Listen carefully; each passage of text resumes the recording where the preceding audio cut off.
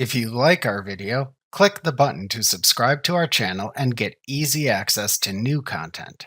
To see our full suite of ad-free video courses, instruction manuals, and quick reference guides, visit us at www.teachucomp.com. You can also easily record a customer's down payment or a prepayment in QuickBooks Online. To do this, record the payment in the Receive Payment window for the customer.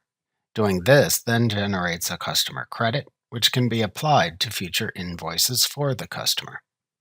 To record a down payment or prepayment, click the plus new button in the navigation bar, and then click the Receive Payment link under the Customers heading in the drop-down menu to open the Receive Payment window. Select the customer for whom you are recording the down payment or prepayment from the Customer drop-down.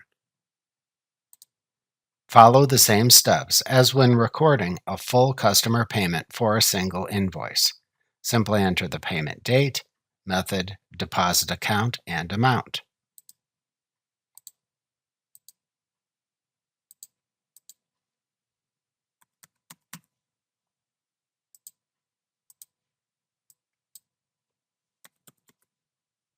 If you are recording a down payment or prepayment for a current customer, ensure that none of the items in the outstanding transactions list are checked.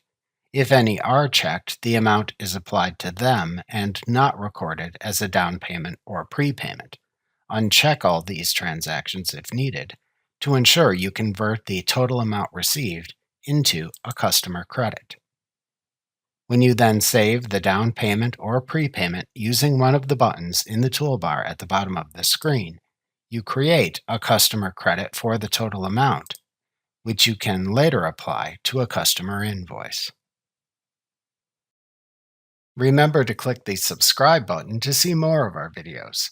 See our full suite of courses, instruction manuals, and quick reference guides at www.teachucomp.com.